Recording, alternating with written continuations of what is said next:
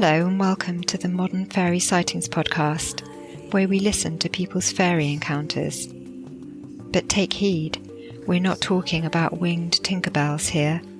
These are real fairies, real encounters that took people like you and I by surprise.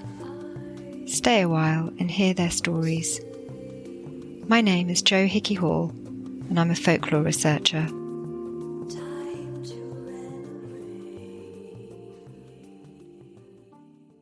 Dear listener, I hope you're well. It's very hard to focus on seasonal festivities this year when we can see the worst atrocities taking place. It's a real struggle, makes us feel helpless, and that can lead us to lose hope.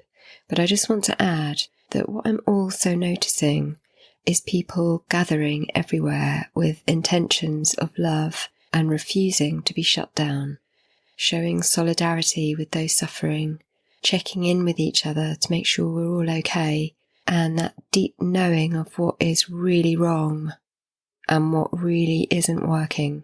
And I believe it's forcing people to wake up to what is actually important to them and holding loved ones closer.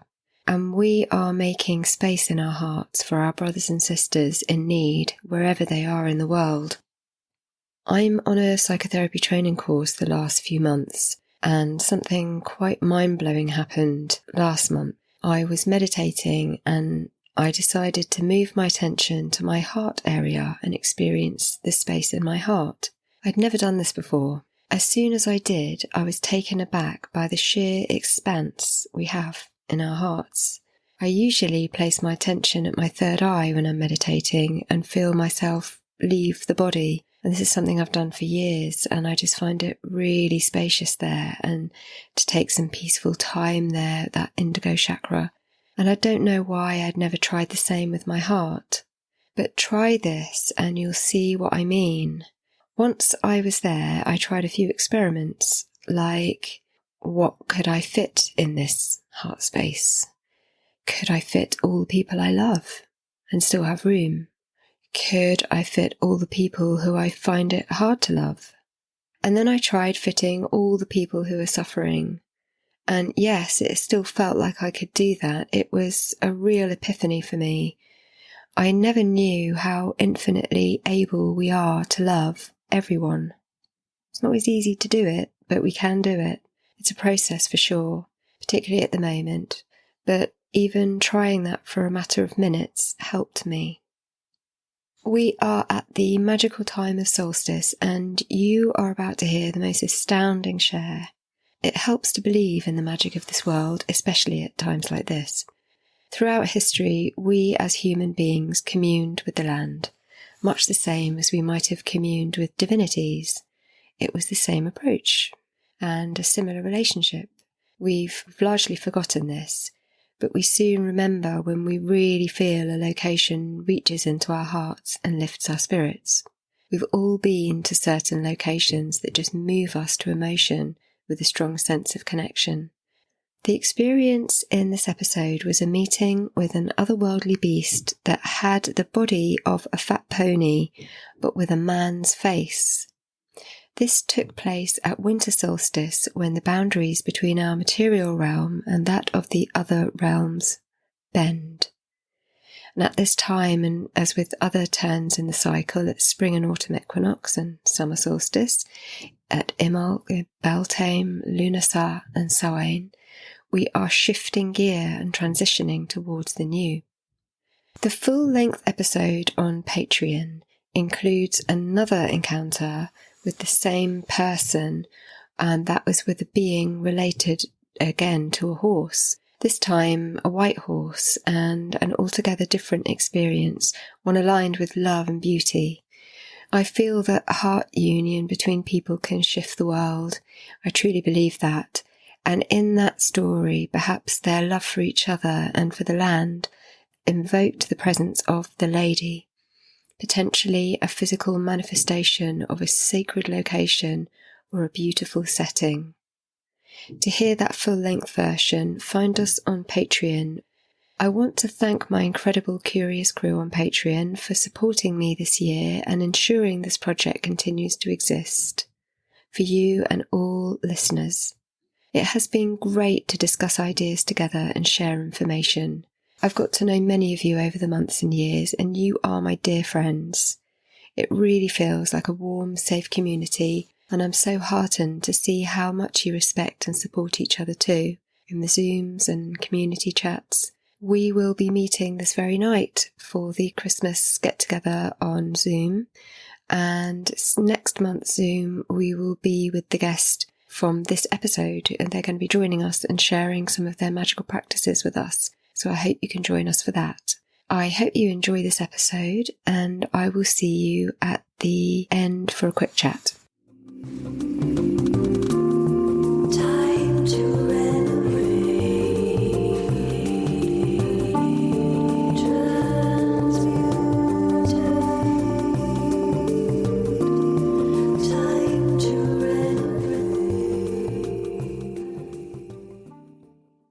It was in 2013, in winter, December, and me and my then partner, we just wanted to get away from all the pre-Christmas stress, just a couple of days around the winter solstice.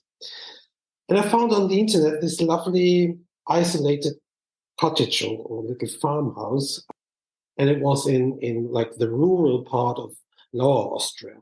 I don't know if you're familiar with Austria. We have like these famous sites like Vienna and Salzburg and the mountain areas.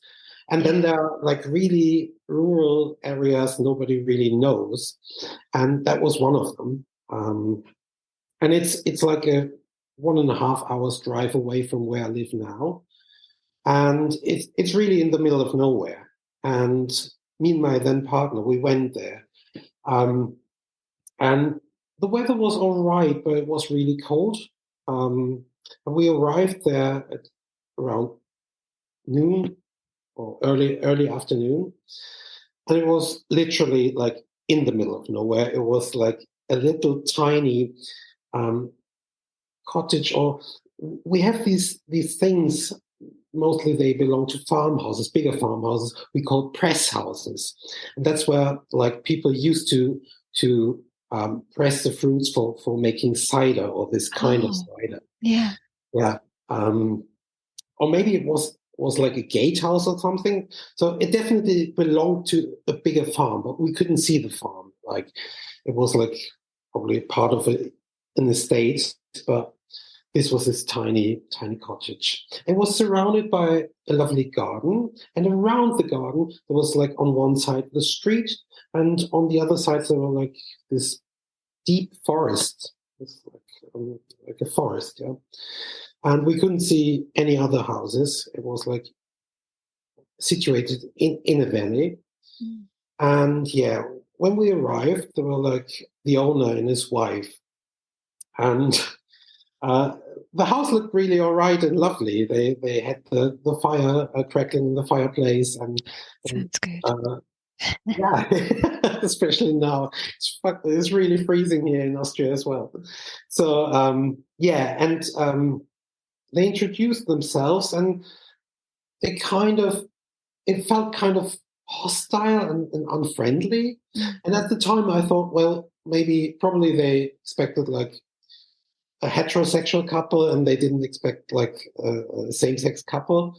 But now I'm not sure if it really was that. I'm just not sure. And they had the wife brought this lovely big plate of Christmas bakery, like this traditional Christmas bakery. Yeah. And she left it with us, so I guess it was all right. But they really looked like unfriendly, and the atmosphere was kind of hostile. Yeah, so they showed us around and they gave us the keys, and they left. And I remember we spent the afternoon like packing away our stuff and preparing something to eat, and just checking out the garden. And my then partner was a heavy smoker. He spent a lot of time in the garden, just smoking one cigarette after the other. is really unhealthy. Don't do that at home. Yeah, and then in the evening it starts snowing, and it turned almost into that kind of snowstorm. It was really stormy and heavy snowfall. So even my partner went inside. You snowed off. Yeah, he did.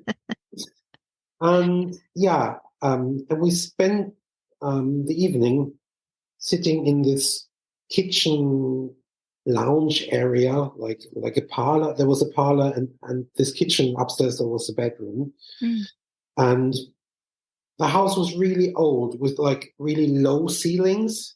You know what I mean? Yeah. And tiny windows, yeah, and this kind of dark wooden traditional Austrian furniture. Lovely.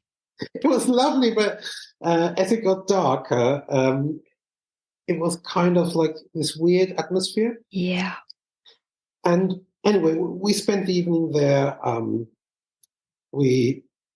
was reading, and we had an argument, but I don't know what it was about. It was like, I have to say, it was like at the time our relationship was crumbling away already. So it was a difficult time. Yeah.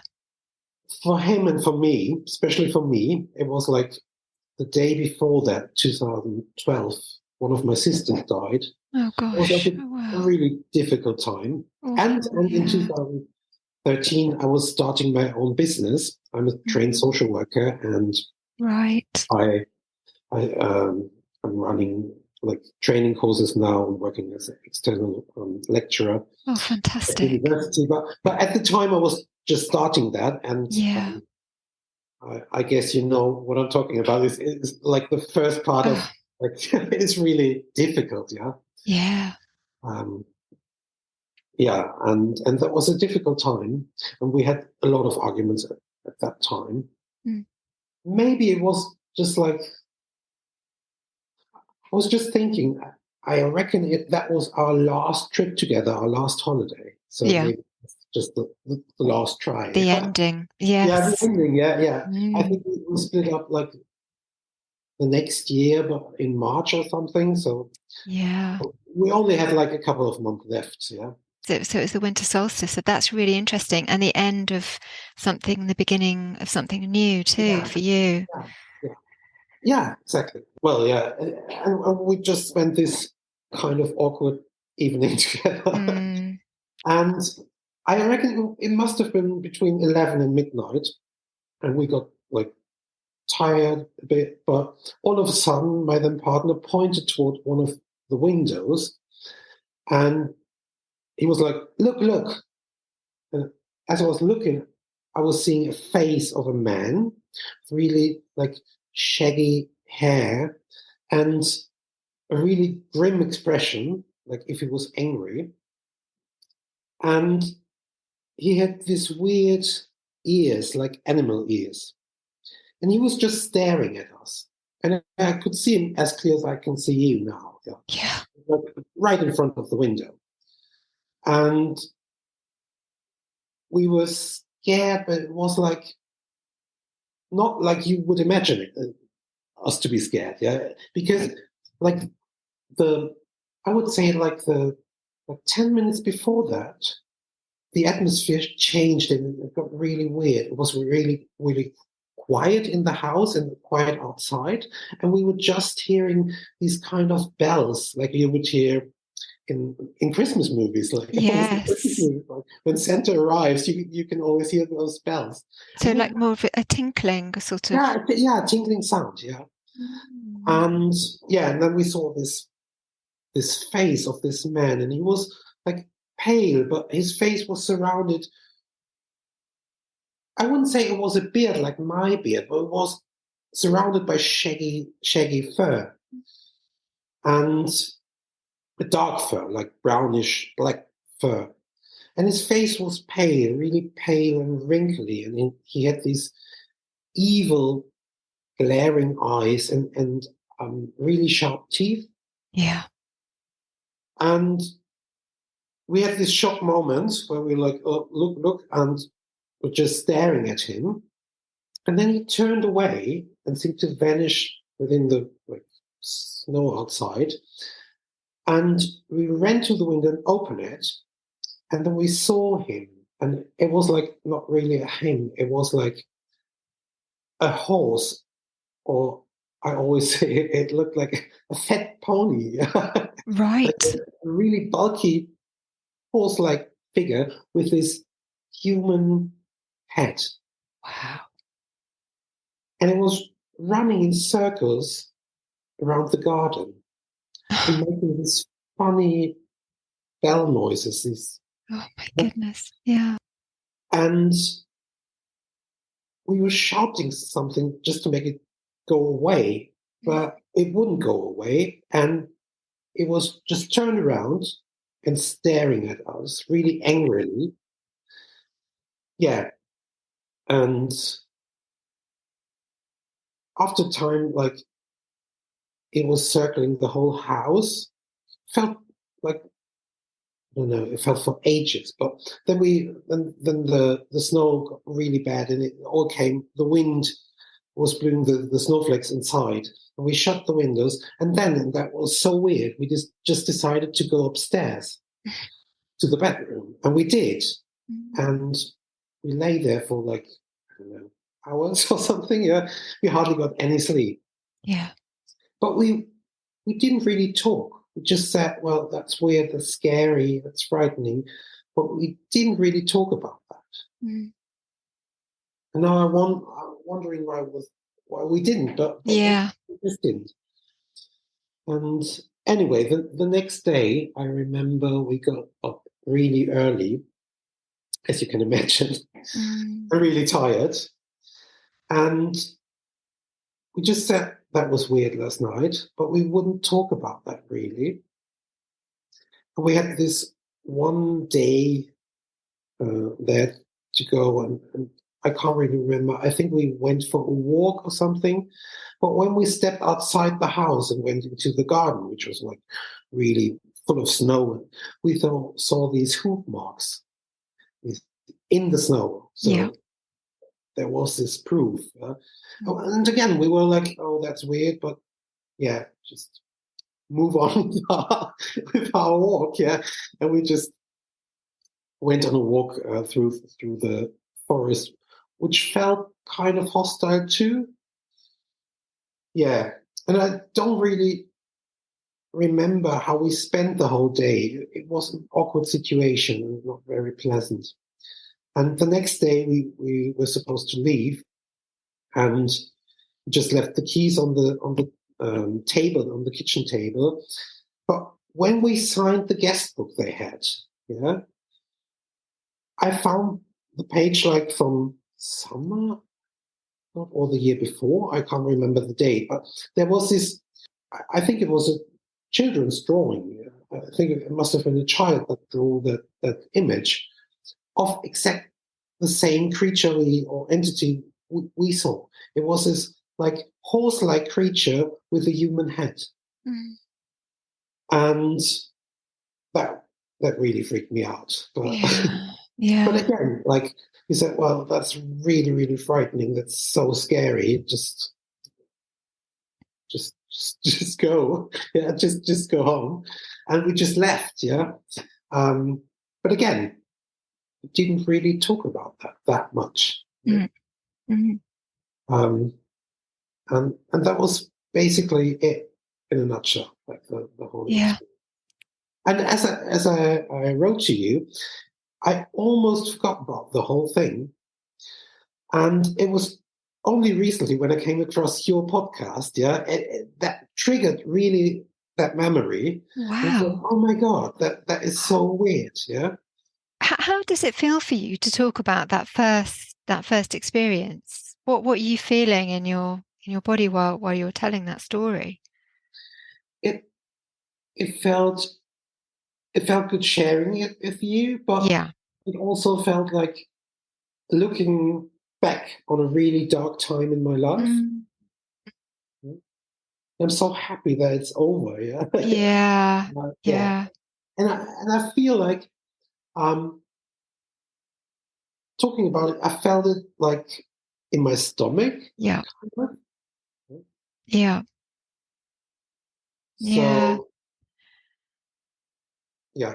Yeah. And it's looking at, and thank you for that, because I can feel it too when you're when you're describing it to me. I can just see it. And the difference between that first experience and the second, and the kind of reflection on the love relationship you were in at the time, and how that just really wasn't working out, coming to an end.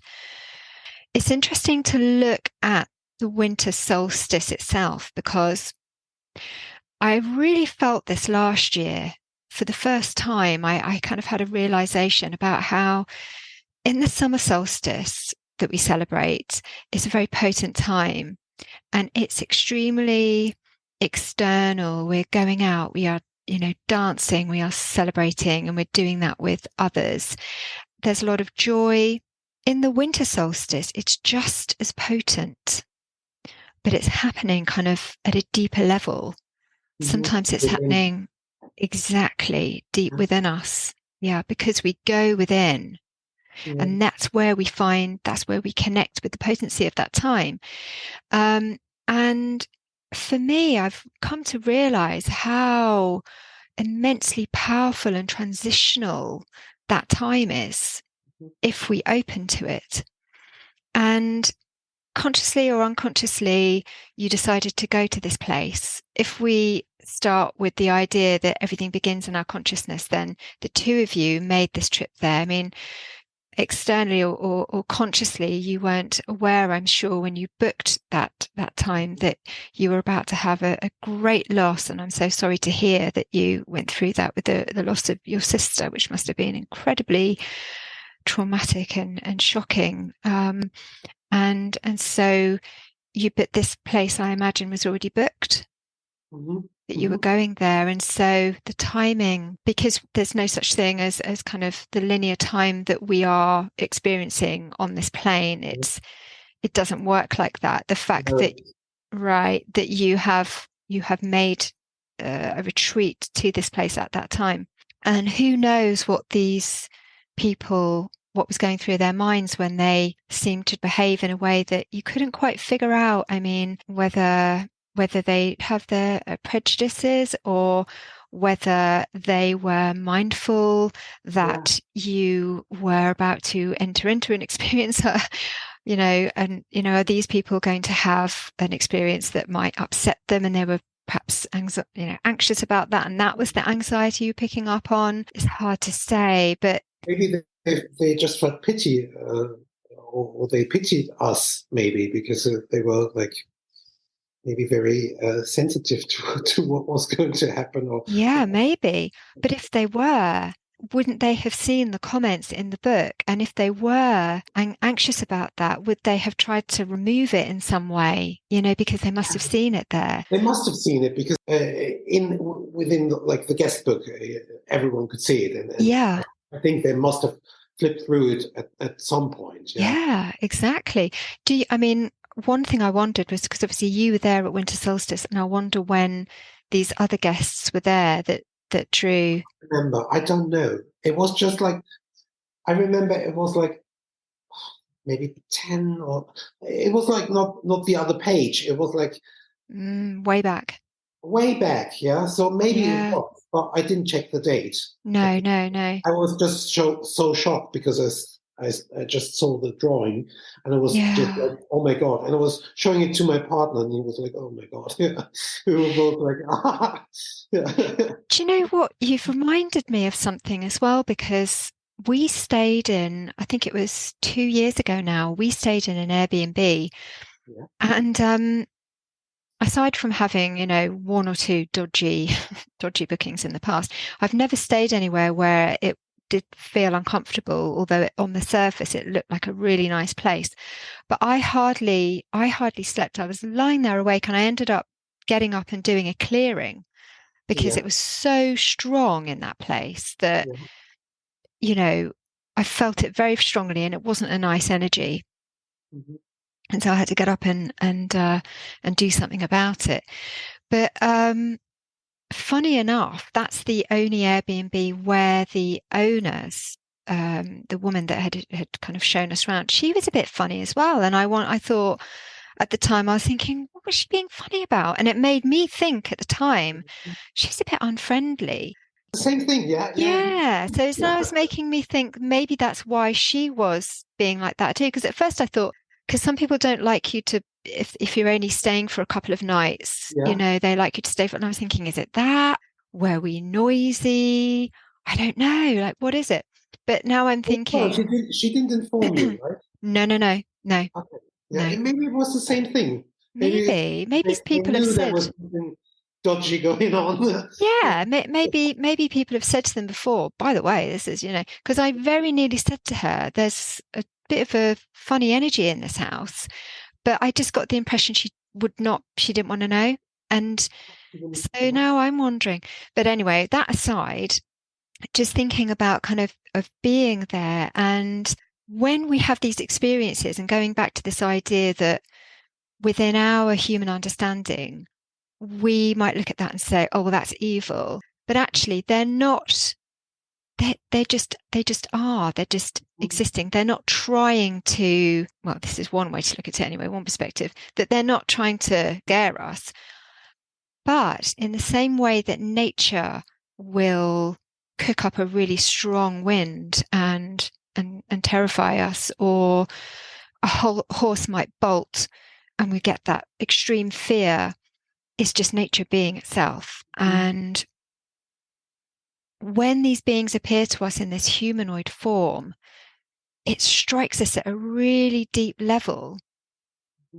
And we kind of almost think, well, they must have been trying to scare us out of there. But another perspective to take might be that this being was kind of reflecting back at you maybe the angst and the difficulties that you were experiencing in your relationship. That could be one way that it maybe was kind of reflecting back at you what was actually going on between you at the time on a deep level, and that at that time, being winter solstice, where we go very deep to actually see what is it that has taken place this cycle, what is it that is potentially beginning, that has maybe ended. And because we're in the dark there, it's kind of forcing us to face things, definitely encouraging us to do so anyway. Yeah. So perhaps that's another way maybe to look at what was going on there. That would make perfect sense. And as you were talking right now, I was thinking there's this tradition in Austria. I don't know if you heard about it. It's called Perchenlauf. And those are like this Krampus devilish like figures, which represent like I think they represent like winter and but again the cycle, and they are meant to frighten children. It's a real tradition. Like people dress up here as Perchen, we call it, and funny enough, the word comes from Perchter, which is like another word for Frau Holle, or like Mother Holle, like this fairy tale figure. And here in the mountains, or in Austria, we call it Perchter, which means translate to the bride one, which is like the goddess Bridget, probably. Yeah. Oh gosh, yes. But we call these things Perchen, and they're not bride. They are men dressed up like devils. Yeah. And they would run around, like they run around Christmas and around the 5th of January, and I think in the beginning of December as well. So all around the Christmas time, you have these traditions here, and they represent, I think, that dark side you were referring to. But yes. They do look different than the entity we saw. Yeah, they have shaggy fur as well, but then nothing horse-like. They're more like a devil or something with horns and really like these masks. The men would dress up with furs and masks and horns. The figure of the Krampus is well known in European alpine areas like Austria, Germany, Slovenia and Hungary. The tradition is that on the eve of 5th of December, this large, hairy, goat-horned figure may appear and at worst may carry away naughty children in his wicker basket, or at best beat them with birch sticks or terrify them into submission as well-behaved good children. The festival of the Perchtenlauf in Austria is a similar tradition, so that villagers will dress as these figures, Krampus and Perchten, and parade through the towns. The Perchtenlauf usually consists of 2 sets of monsters nowadays, one good, one evil, but each of these figures were usually about chasing out winter spirits and battling out with each other, and that usually takes place near the solstice or beginning of January, and of course that battle reflects the dark being overtaken once more by light at the turn of the solstice, where the days begin to get longer again. So this time of year is long associated with monsters or demons turning up and wreaking havoc. From the darkness comes light, of course. Mm-hmm. That's a kind of universal truth. It's how we work with the seasons as well, because on that winter solstice, of course, it's then the sun returning, which, of course, feeds into the idea of Christmas and, the sun being reborn, because it's the sun being reborn, the sun being reborn, as you know. So, but the hooves in the snow is very reminiscent, very famous case. The Devil's Footprints.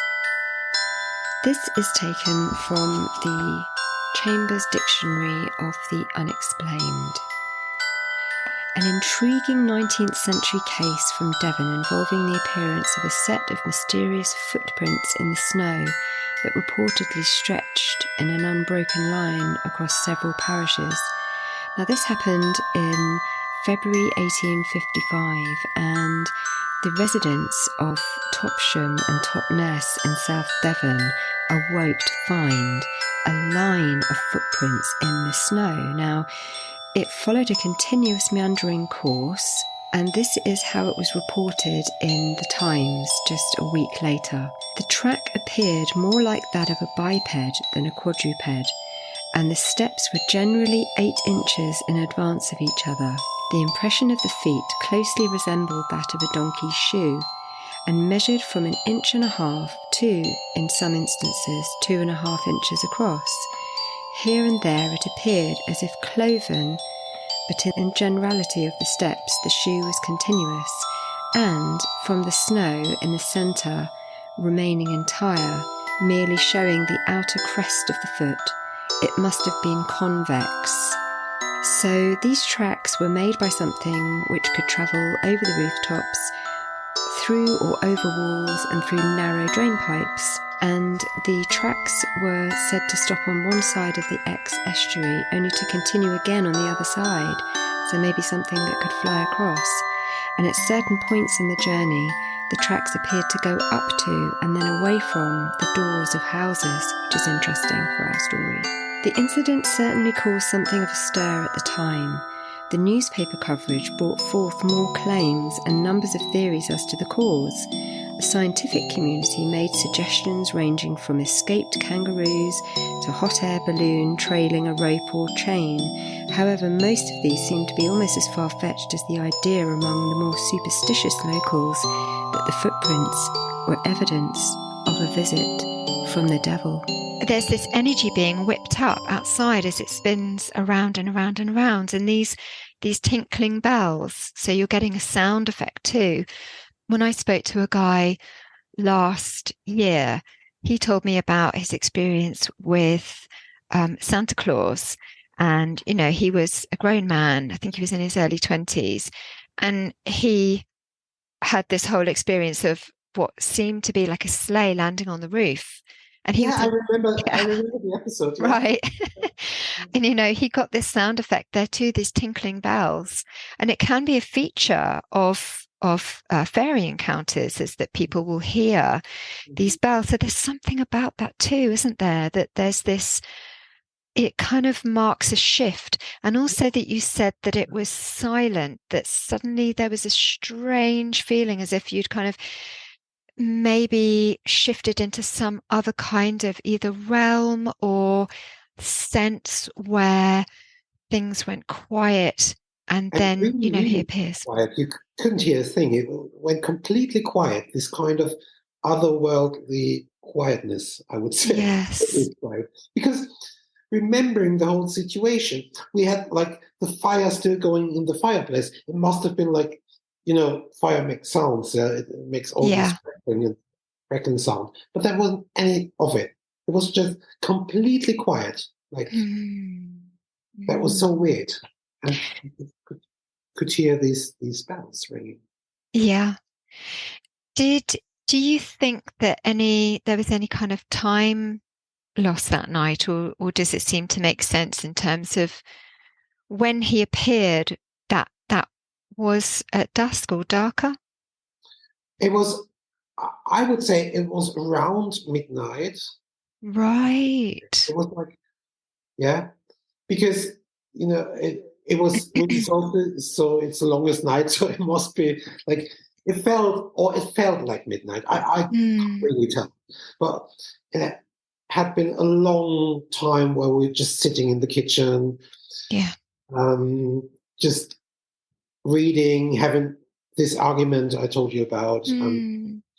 Probably we had some food as well, but I can't really remember. But it was a time where we would say, like, shortly before we would have normally said, well, just go to bed now. Yeah. So I reckon it must have been like between 11 and midnight. Maybe it was like 10 o'clock or between 10 o'clock and midnight. I can't really tell. I can't remember.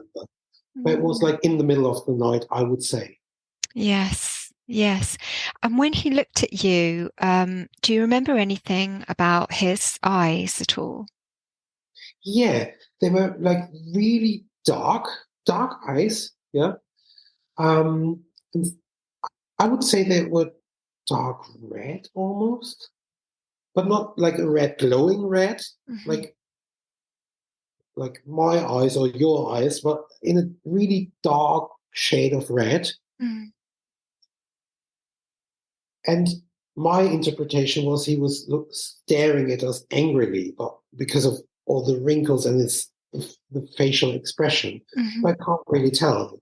But that was the feeling that what you said before. It might have been like all this dark energy or this energy of parting or something breaking apart. Maybe that. Yeah.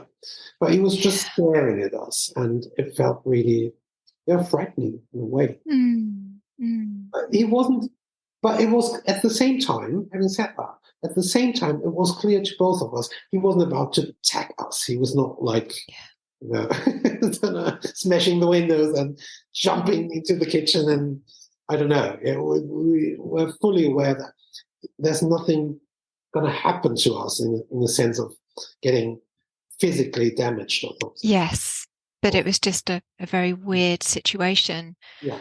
That it sounds like it left you dumbstruck afterwards. It sounds like you're kind of just completely, And you hear about this kind of effect with people that have seen, otherworldly beings in the form of what are described as aliens, where they see something and they don't sort of sit there. People don't tend to react in the way that excuse me, that some people think that they might, because you hear these stories and you think, oh, if that was me, I'd sit there and we'd be chatting about it all night, and we would, try and take pictures of it, and we would. That's what you would think you would do, but you don't, No, it's kind of like an immobilization. You go into a different kind of state. I don't suppose you took any photos of the hoof marks or the guest book then? No, we didn't. Unfortunately, we didn't. That again, I would normally say, just grab your mobile and take some pics, but we didn't, which is weird because I don't know. At the time, we definitely had mobiles, but like not the smartphones, but Yeah. I think, like the old ones, and they yeah, you could take pictures with them. I know. I was trying to remember that as well because I've always been I a bit think behind with my I think phones, so. but yeah. I just made some Yeah. notes while you were What do you think? talking, Yeah. and I can't even read my own writing now. Yes, when you went into the forest the next day, I mean, how did that feel? Because did you, was it the forest that was nearest where you were staying, or did Yeah, you yeah. go It was further just afield?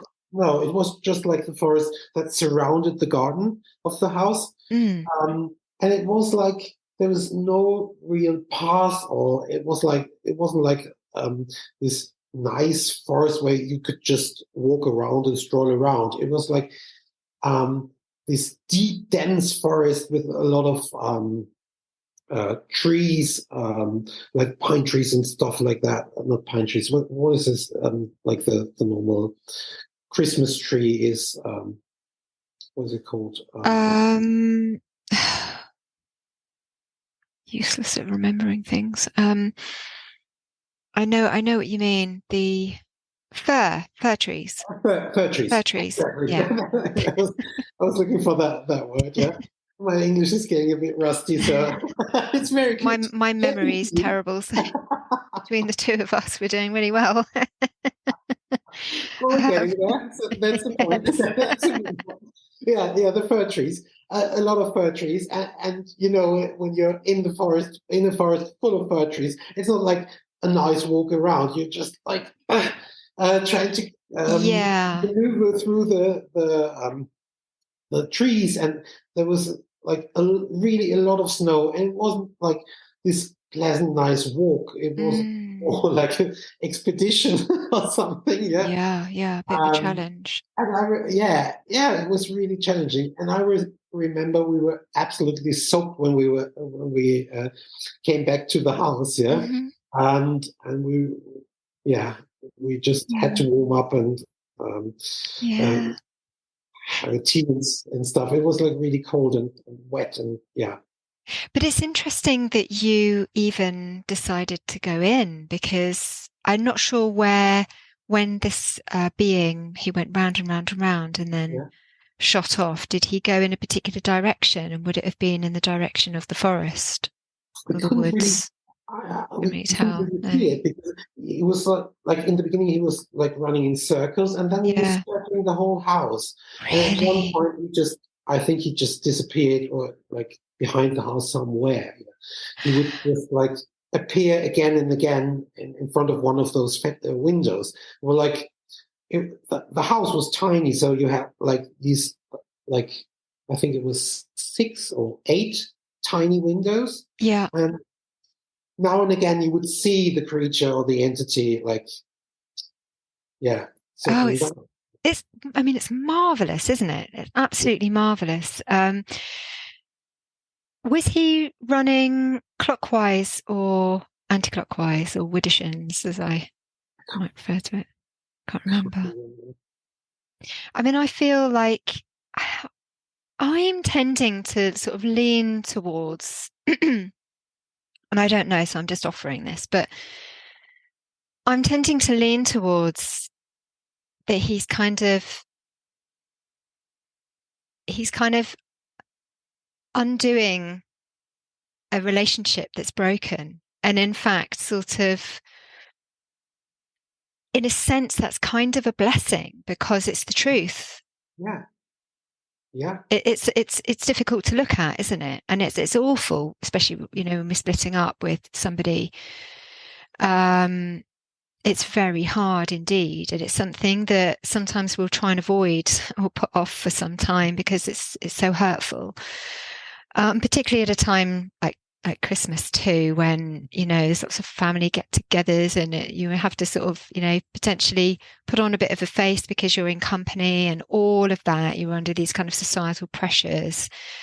Aside from the fact that it is just heartbreaking, so I just wonder if this was because you were setting something new up in your life as well that you were going to step into. And did you find that was, how did you find that? Was that a positive shift for you? Yeah. Did that? Yeah.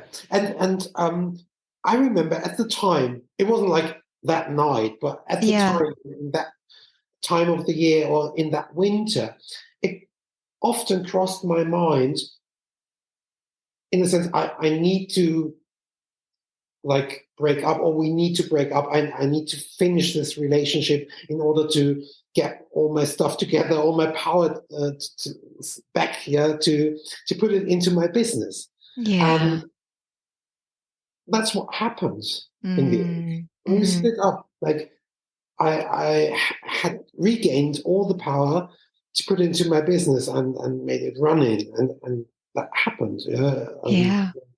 I'm happy with it. Yeah. So it was Right. the start of something new. But at the time, I couldn't see it that way. It was more like, you know what it's like when you split up. It's like you're in two minds about it, and it's like really difficult. On one side, you want to split up. On the other side, it's like, what's next to come? Yeah, Exactly. There's feelings there, and it's hard, isn't it? Yeah. I think it's interesting that he spotted it first too. He did. Yeah. And he drew your attention to it, and kind of what was going on in him at the time. Like maybe, he knew this was coming at somewhere deep within. He knew this was coming. And, another way to look at it is that this is kind of an aspect of how he was feeling as well. And it sounds like perhaps for a while you were literally going in circles with your relationship. We definitely did. Yeah. Did you, and I know you said you didn't kind of respond in the way that you felt you might have done, but did you say to each other, what is that about? Did you get to that point of discussion? What do you think that was about? We did, but we didn't really have a discussion about it. It was more like, what is this about? What could that be? But we left it at that.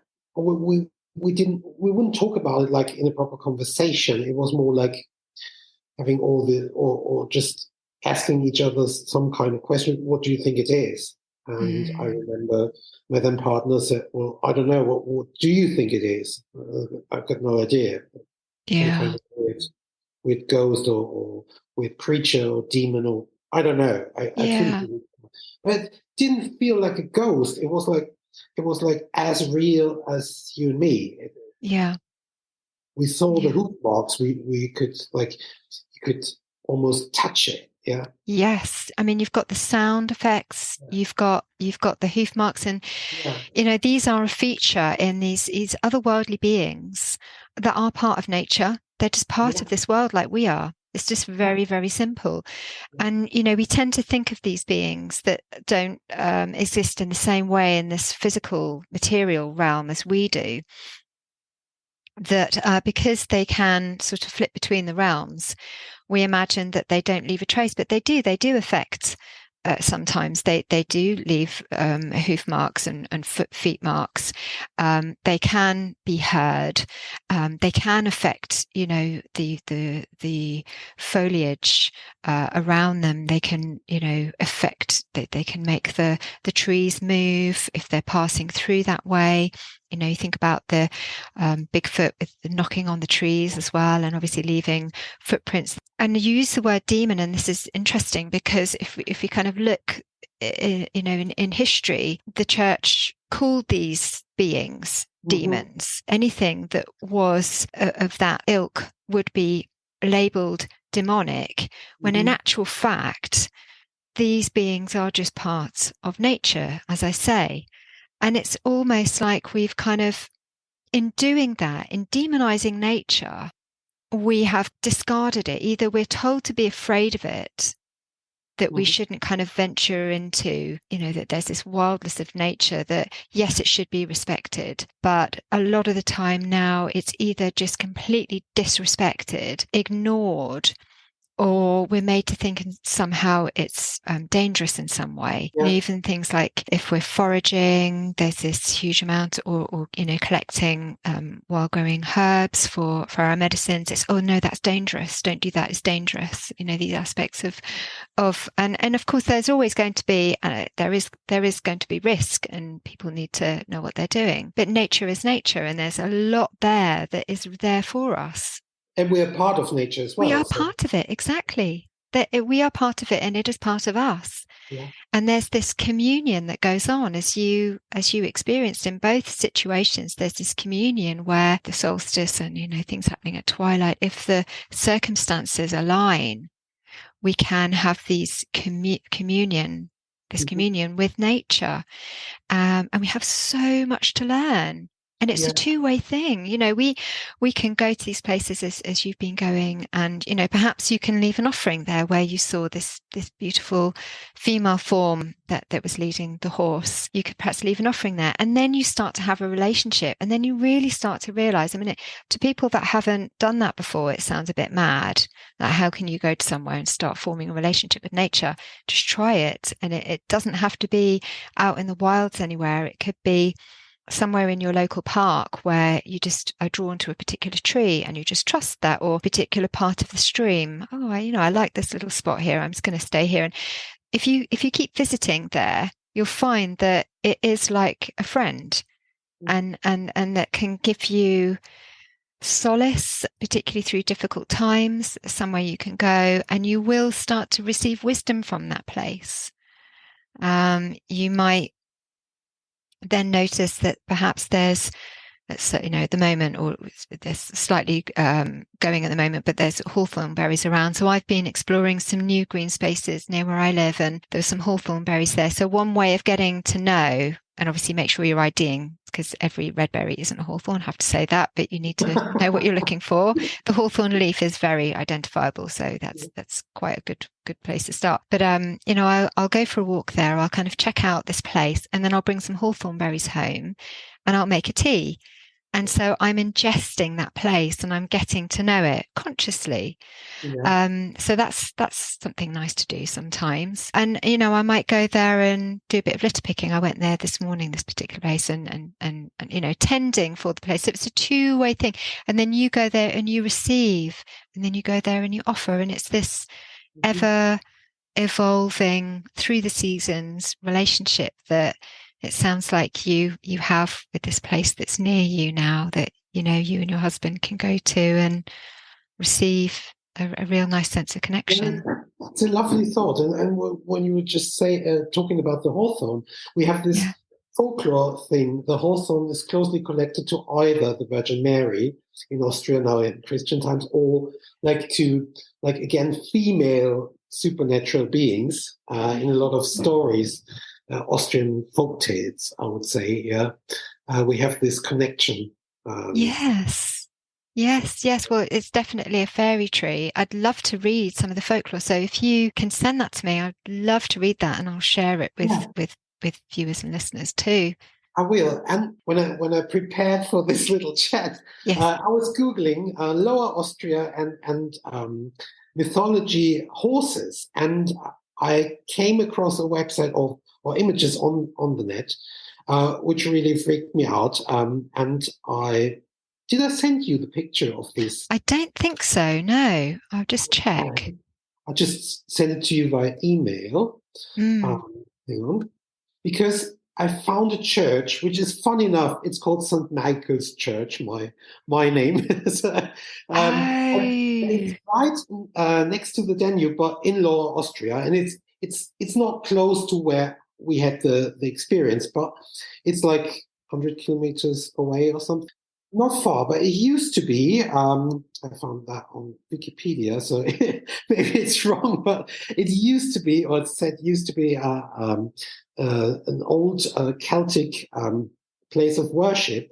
And when the Christians came, they just built a church there, the St. Michael's Church.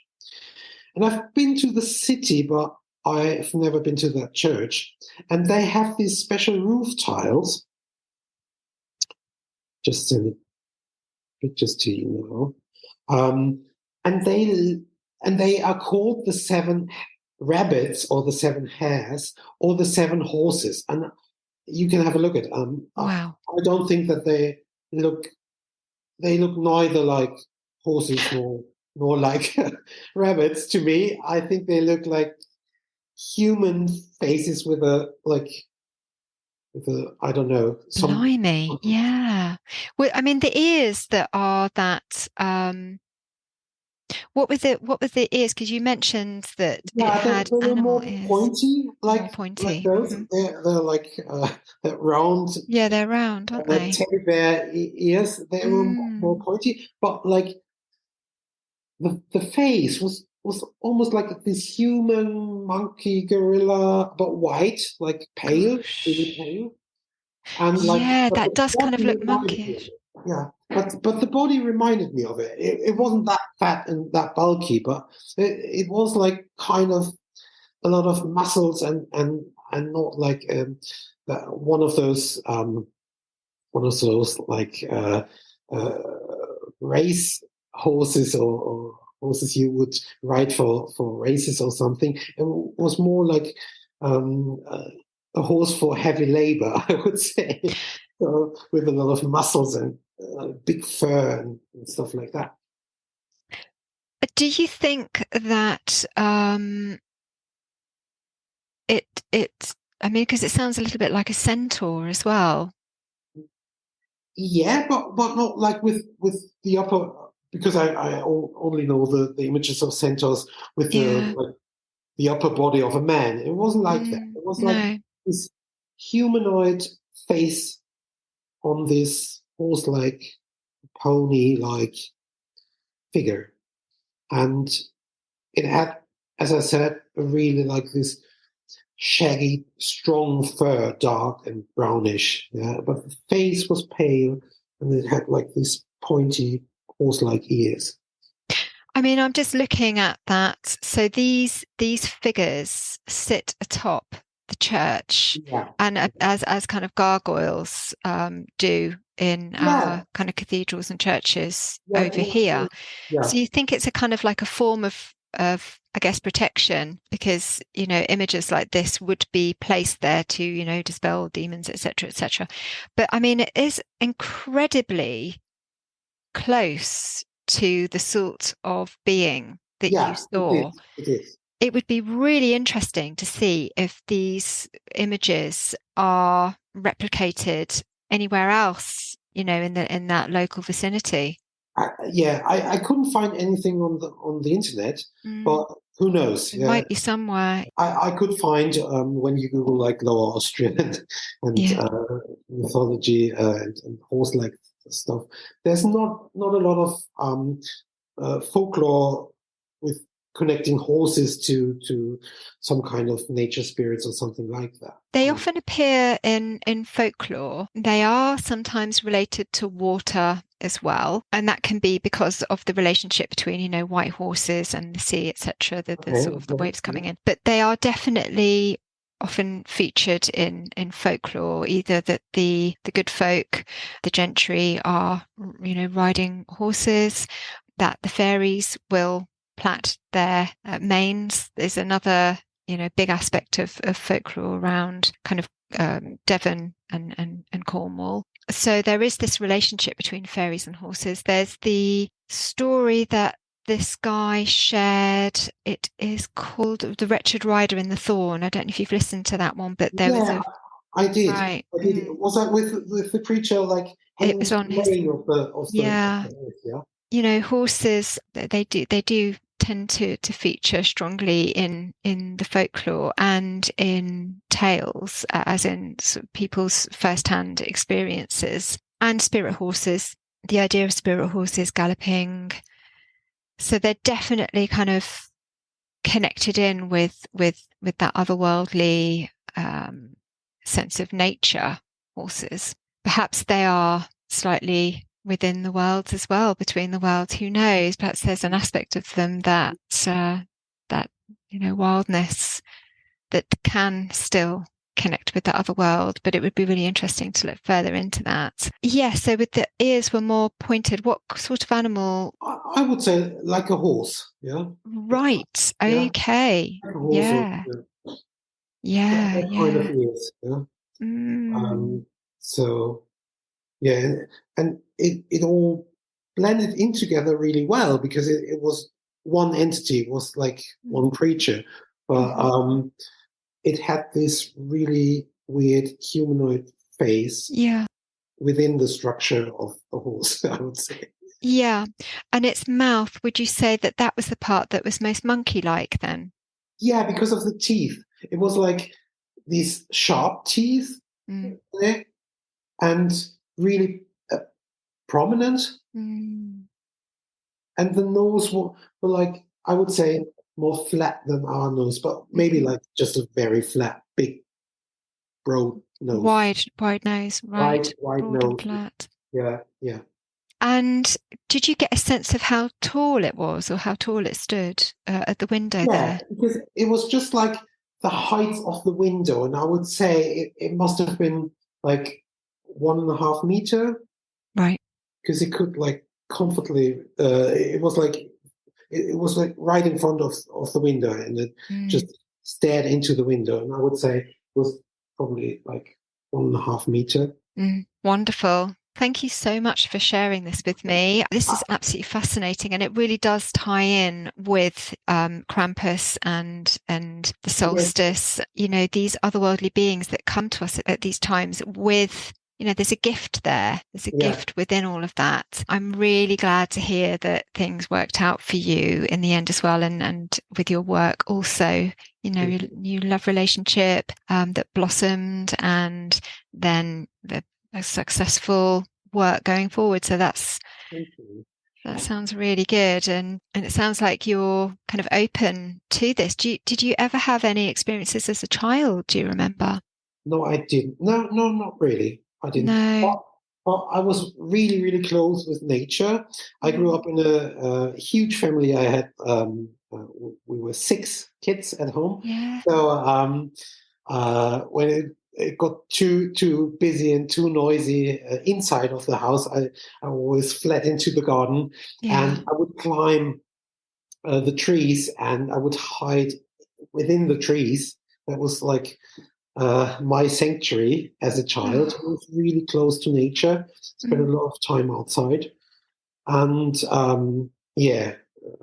that was actually a part why I finished my normal day job as a social worker, because I just decided I can't spend that amount of time within office rooms anymore. Yeah. I want to spend more times outside and in a lovely environment. Wonderful. I'm still close with nature, I would say, but I never met like an entity, a nature spirit, if you would call it, before. That was like the only 2 times I really saw them. There were a lot of times when I felt close to certain energies. I work with runes as well. It's not the main part of my business. The main part is of course running boring training courses for social workers and doing some teaching. But I'm doing it aside of that. I'm casting runes. And part of it is get into touch with the other person and the environment. Here are my runes. Oh, fantastic! Wow. So you made these yourself? Yeah, I do. Great. I really cast them. Yeah, it's not like. Could you show us? Yes. And then the person is posing a question into the room, and I pick up on that, and I have a drum as well. Well, I don't use a drum. The person who's having the question or wants the runes to be cast for them, they beat the drum. they beat the drum, and That then is I pass the excellent. runes, and then I read them. Yeah, and that is like getting in touch with their energies as well in a very close and deep way. But again, that is more like a trance thing, but it's not like seeing a physical being. It's all in my head and on another level. But those two experiences I told you about, they were like you could touch those entities. I didn't. Yes. Yes. And I was too scared to touch it. I have to say the first one, but the second one, the moonlight horse, or lady with the moonlight horse, I would love to touch her. Yes. That was so beautiful, but I didn't dare to because it was, and it wasn't. Wasn't far away either. It was like maybe 500 meters away. It was like not very far, but it didn't I mean, move. Yeah. you could I mean, roses make nice offerings for the ladies, so you could always take, I don't know if you have a garden where you are and whether you have roses in your garden, you could take roses or petals up there and lay those. Obviously they're organic materials. It's a nice offering to leave. It might be an idea. Some there, as you can see. Are those what you grown your? Are they the? No. Oh, okay. They're presents for my husband, but well, even better. That's a beautiful gesture if they've been given to you in love, and represent the love that you have between you. Then that's a really nice offering to give too, isn't it? So I have no idea. I will do that. I need to go to my garden anyway, close to the spot, because we still have tomatoes. You can't believe it. It was like really sunny and nice. Now it's getting colder, like the last 2 days. But before that, it was like incredibly warm for October and sunny. And we still have the tomatoes and red cabbage and lettuce as well. Blimey. I need to collect that and harvest that because now it's getting really cold during night. I must say, I did the same the other day. I popped out and I found a very tiny cucumber hidden under a leaf. And then a few courgettes, tiny ones, but nevertheless they were there, and a few tomatoes. So I've just brought them in. Isn't that incredible? Yeah. We had another sort of sunny sweep, same as you by the sound of it, where the sun came out and things started growing again. Of the climate change, I think it's not all horrible, and I like the thought of it might be horrible for us, like for mankind or us as human beings, but not for nature, because nature is always there and it always will be. And I was just picking up on what you just said before. It's like when you said like nature can be dangerous. As we are part of nature, I think we can be very dangerous as well. We just need to check the news. It's always proof in that how dangerous we are, and maybe those beings are less dangerous than we are. But we are just scared of them because we're not used to see them a lot.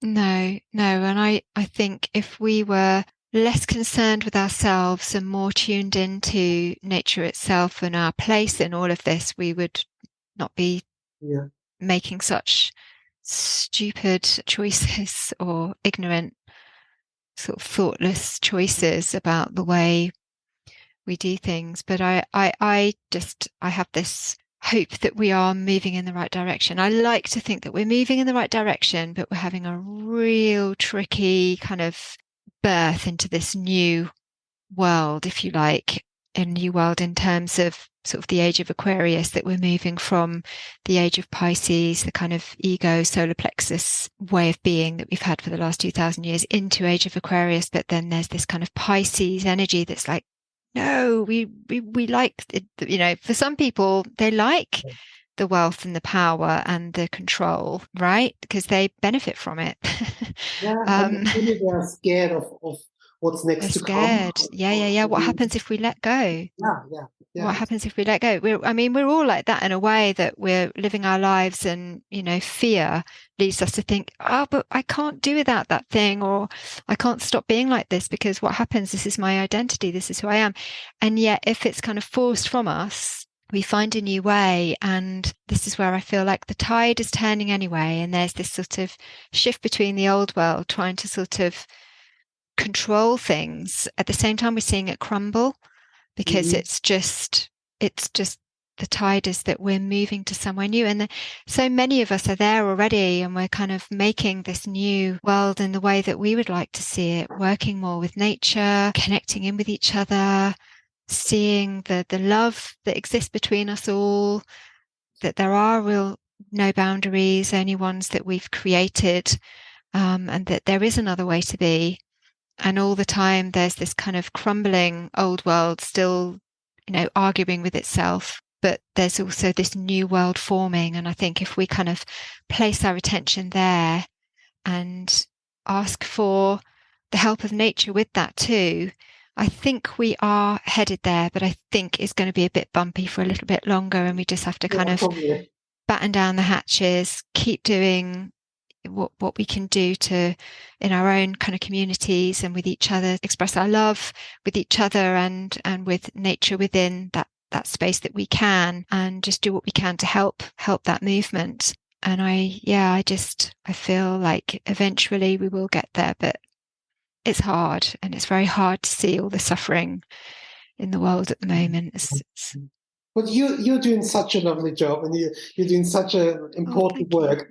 And I really think you have that kind of gentle and very lovely way of pushing the world into or people into the right direction, in a sense of in the direction they have to go anyway. Yeah, and I always admire how calmly and spoken you do what you do, even though you are listening to the most crazy and amazing stories. You always keep your calm and nice way, and I really like listening to the podcast. Thank you. Yeah, great work. And I really came across it by chance, really. I'm a history nerd, and I think it was The Witches of Scotland or something. I was listening to it, and Spotify always suggests you more podcasts. Oh yeah. And then it was the Modern Fairy Sightings podcast, and I was listening to it, and then, as I said before, it triggered the whole memory thing, and I had to contact you. So interesting, isn't it? As some people do say that they, say the same, that it sometimes triggers memories from childhood that they had kind of like hidden at the back, and then suddenly it's like, oh yeah, I had that happen. Thank you for contacting me. And I have to say, it's very lovely to hear your kind words about the project, but, it couldn't happen without your stories. And this is where it's a sharing, isn't it, of us just being able to come together and talk about what it's like to have these very real experiences. And then they're not hallucinations, and we're not mad. It's just a very normal thing to happen. And it's kind of been cancelled that, to talk about these things, that is shameful or humiliating some way. That's just ridiculous, because we need to talk about this as important, and it's just very much part of our world. And it's good to know that it's gaining momentum, and that by talking about these things, we are starting to reach back out to nature and have these relationships again. So thank you for sharing. You're welcome. Time to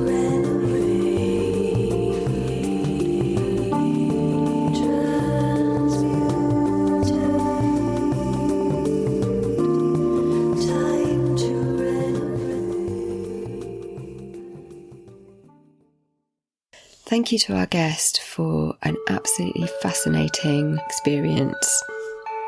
It really is quite pokey, and we can just imagine how we would feel if we looked up and saw that face at the window. What I find quite amazing is that the sign of Sagittarius runs from November the 22nd to December the 22nd, so right on the cusp of the solstice. And the symbol for Sagittarius is, of course, a half man, half horse. I couldn't help but wonder if this had some significance when I realised afterwards. The symbol of Sagittarius is meant to speak of a man's struggle to attain spiritual development rather than sink into his animal nature. This is further magnified by the bow and arrow that the archer Centaur usually holds aloft in the symbol of Sagittarius. And centaurs themselves were thought to be wise, adventurous creatures in Greek mythology, but, like man's struggle, were also given to uncivilized behaviour.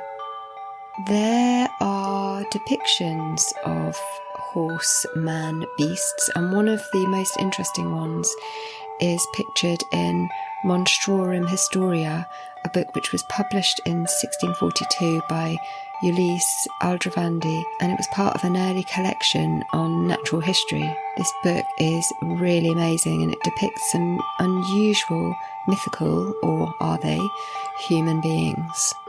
On page 99 of that book, there's a horse with a human face, a drawing of a horse with a human face, and I've added this to the show notes. The whole book is a very strange and fascinating work, and I would recommend you take a look at that if you're interested in kind of oddities. Aside from centaurs, the other creature that I've read about is called Todorats. These are described as demons in Balkan folktales and are half human, half horse, but not the same as the centaur. They move through villages and kill people in their path by trampling them, but they usually appear at the end of winter, which doesn't fit so well with our story here. I think it's most likely, as I said, that the being appeared in response to what was going on in our guest's relationship, or at least it's interesting that it did appear at that time, and that they chose to go there at that time. So maybe they ended up in that creature's space rather than the creature ending up in their space. I have found that archetypes, deities and fae beings can appear and do just this, reflecting back at us what's going on in our lives. However, it doesn't explain why children in the past had apparently seen that same creature but on another occasion, if what they wrote in the visitor's book was correct. Of course, we don't know what time of year that happened or what was going on in their lives at the time, but it does make you wonder if this being is associated with that area or that time of year, and occasionally likes to make himself known.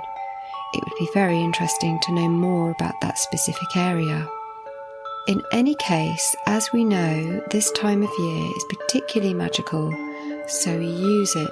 Go deep and explore. I have recently created a new pathworking for exploring our relationship with ancestors, and it is available for free on my Patreon page. You'll find it in the Pathworkings collection. Let me know how that goes for you. I did it recently and it was very powerful and extremely revealing. Massive thanks to our guest for sharing his wondrous stories here. It was such a powerful visitation, and I would love to know if this being is still turning up there now and wreaking havoc for the guests of that Airbnb. And how much did the owners know? I would love to know. I would like to take this opportunity to thank you, dear listener, for listening this year, and I wish you a very merry Yule wherever you are and whomever you are spending this time with. This year has been a transformational one for the podcast as I move into doing this full time, and for the next couple of months I'm also going to be writing my book, as the deadline is at the moment in March. So the episodes between now and March may be released as videos on YouTube and perhaps slightly less frequent for the general public as I pour myself into meeting my writing deadline. I will still be releasing bonuses on my Patreon group though, and I've got a few lined up that I'm going to be releasing there. If you can support the show, please join us there, where you'll hear the entire full-length version of this episode, including the other experience with this being of light on a white horse. It's beautiful. Much love to you all as we step into 2024 which by all accounts will be a very different year to 2023. It's time to rise up. Trust your own mind as we still battle with all the nonsense that we're presented with out there. Look after your own health. Don't bow to anyone else's idea of who you should be. And always remain curious. There are interesting pathways ahead. Much love.